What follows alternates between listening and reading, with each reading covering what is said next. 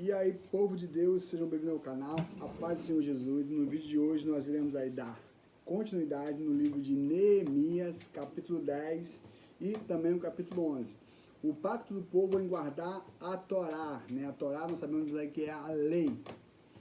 Então, seguiu-se a assinatura de um documento de aliança e acordo, e eis a relação dos que o assinaram. Neemias, governador e líder principal, filho de Acalias, e os demais sacerdotes, Zedequias, Seraías, Azarias, Jeremias, Pazu, Amarias, Malquias, Atos, Sebanias, Maluque, Arim, Meremote, Obadias, Daniel, Ginitom, Baruque, Mesulão, Abias, Miamim, Mazias, Bigai e Semaías. Dois levitas foi Jeshua, filho de Azarias, Binui, dois filhos de Enadad, Cadmiel e os seus companheiros, Sebanias, Odias, Quelita, Pelaías, Anã, Mica, Reob, Asabias, Zacur, Serebias, Sebanias, Odias, Bani e Beninu. Dois líderes do povo, Parós, Pat, Moabe, Elão, Zatu, Bani, Buni, Asgad, Bebai, Adonias, Bigvai, Adim, Ater, Ezequias, Azur, Odias, Azum, Bezai, Arife, Anatote, Nebai, Magpias, Mesulão, Ezir, Mesezabel,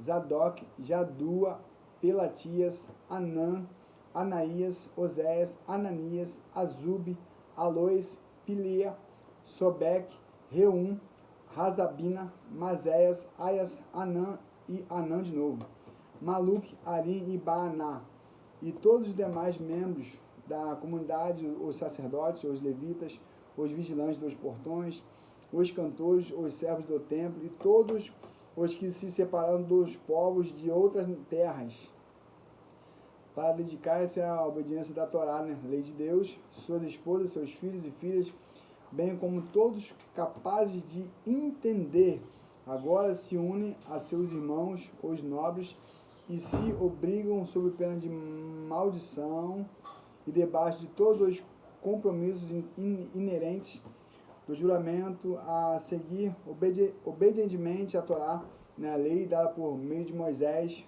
a serviço de Deus, bem como respeitar de coração a todos os mandamentos, juízos e orientações de Yahvé, o nosso Senhor Deus. Prometemos não dar nossos filhos em casamento aos povos pagãos que nos rodeiam, tampouco aceitar que as filhas deles se casem com os nossos filhos.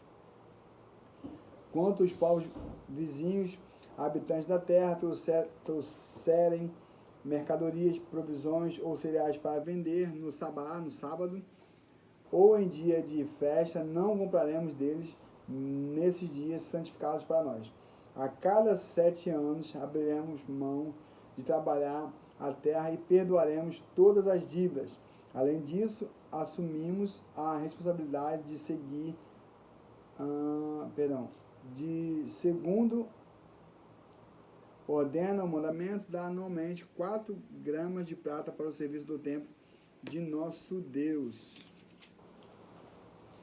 para a preparação dos pães consagrados, isto é, os pães que ficam sobre a mesa do santuário, para as festas regulares de cereal, e para os holocaustos, os sacrifícios totalmente queimados, para as ofertas dos sábados, das festas da lua nova e das festas com taxas fixas, bem como as ofertas sagradas para as ofertas pelo pecado, a fim de fazer proteção por Israel e para as necessidades do templo do nosso Deus.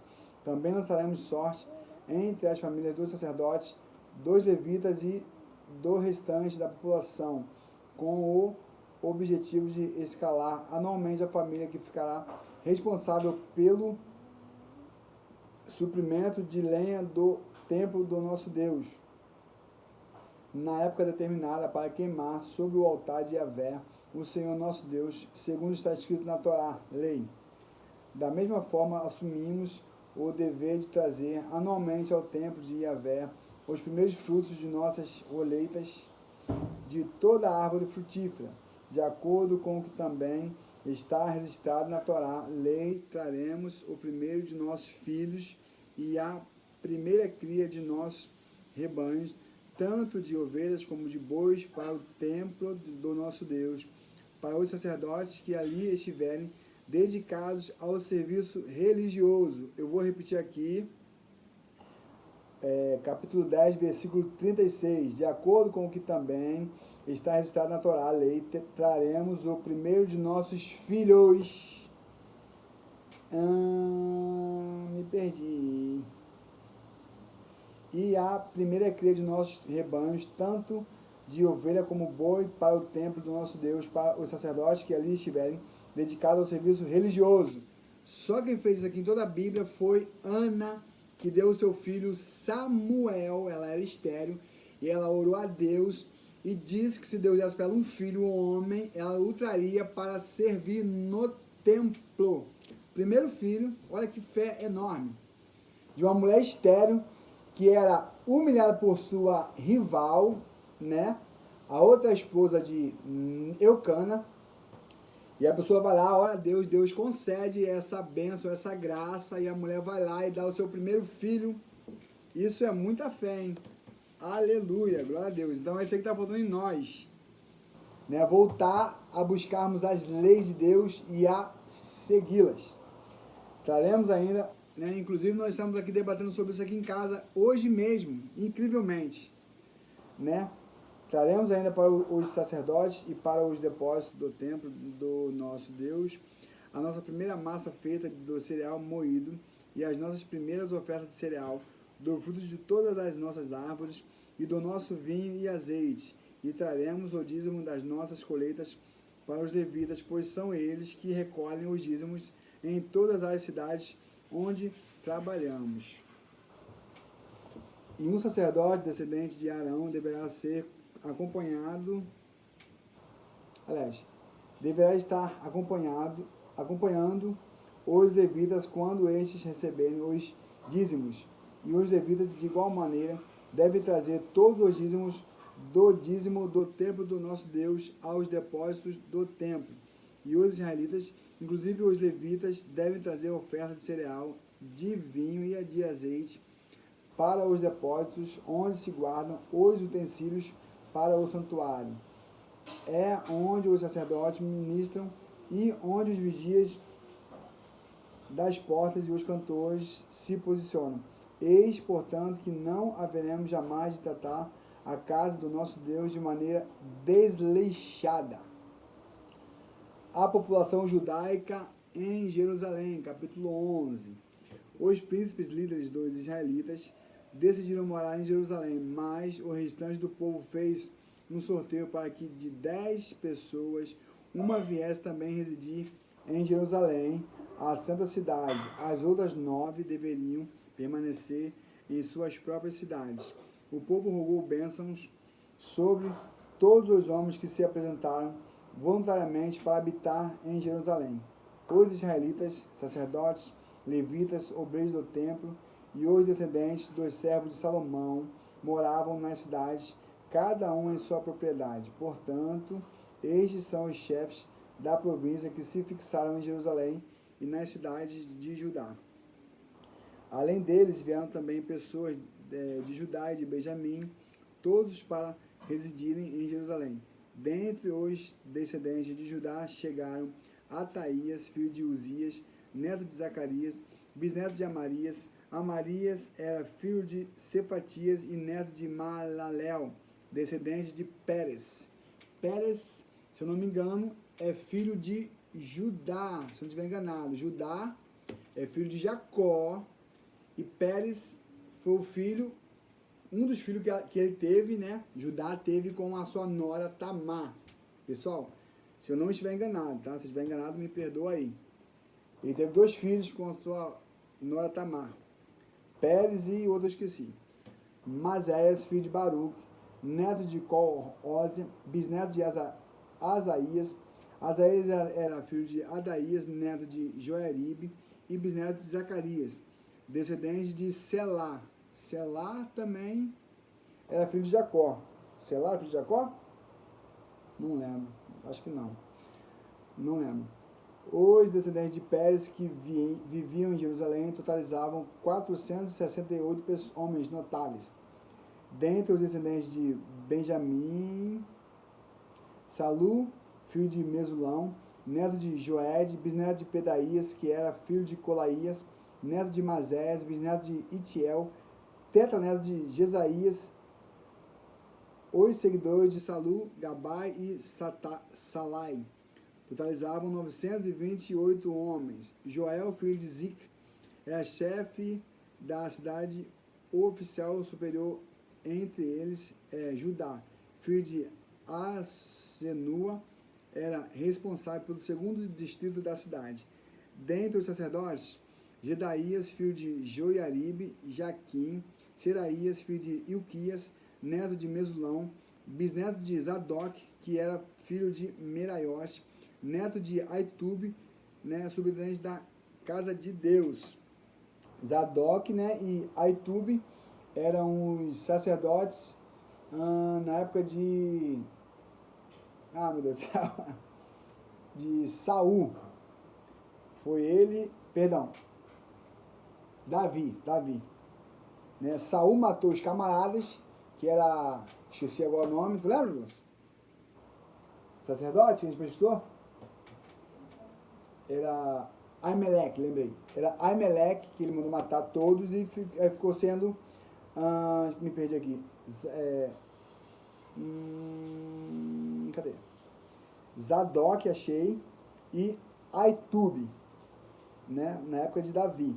E seus companheiros que faziam todo o trabalho do campo totalizavam 822 homens. Adaías, filho de Jeroão, neto de Pelaías, neto de Anzi, que era filho de Zacarias, neto de Pazu, bisneto de Malquias, e seus colegas que eram chefes de famílias totalizavam 242 homens. Amazai, filho de Azael, neto de Azai, bisneto de Mesilemote, tetraneto de Imer, e os seus companheiros que eram também valorosos, totalizavam 128 homens. Dentre os levitas, Semaías, filho de Azube, neto de Aziricão, bisneto de Azabias, tetraneto de Buni, Sabetai, Josabade, dois líderes dos levitas, encarregados dos serviços externos da casa de Deus, Matanias, filho de Mica, neto de Zabdi, bisneto de Asaf, o ministro de adoração e louvor, né? Esse é o Asaf, que convocava o povo e dava início aos hinos, cânticos, ações de graças e as orações. Baquebuquias,